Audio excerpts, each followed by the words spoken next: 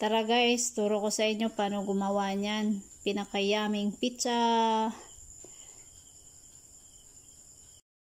Hi guys, maayong gabi. Gagawa ko ngayon ng aking dinner pizza guys. Kasi nag-crave ako ng pizza. Ngayon may dough na ako.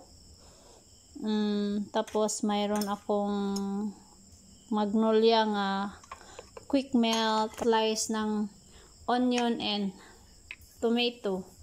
Century tuna nga flex and oil. Meron akong sauce nga original style. Meron akong pesto.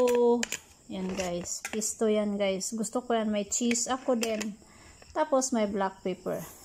Muna kong ilalagay guys ay ang sauce. Ubos ko na to. Yan. So, ganyan. Tutuyo din naman to mamaya.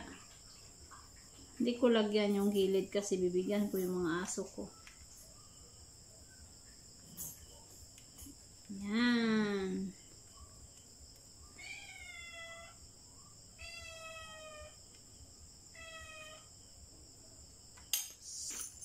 Mahilig kasi ako sa paminta, guys.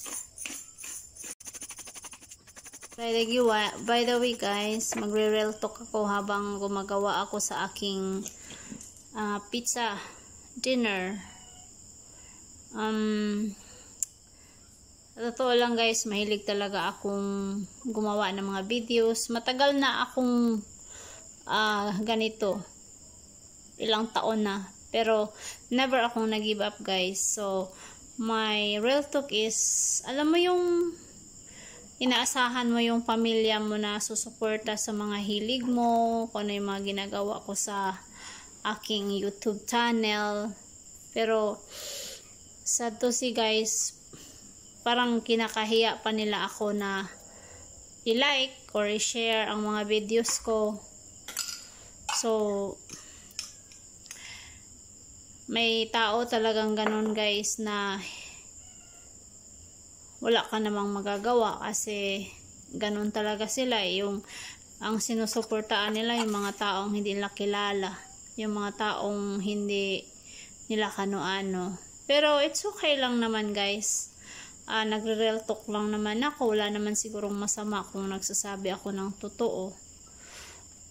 One thing for sure, hindi lang sila believe sa akin, hindi lang sila masaya sa mga ginagawa ko.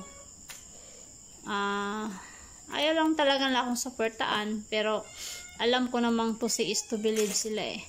Pero kahit pa naman ayaw nila ako suportaan, i-like man lang or i-share or mag-comment, wala eh. Hindi naman sila lahat, pero most of them. Pero tuloy pa rin ako. Kasi nga, sabi ng kaibigan kong kumikita na, mas maraming hindi nakakilala sa'yo kaysa mga kakilala mo. Thank you.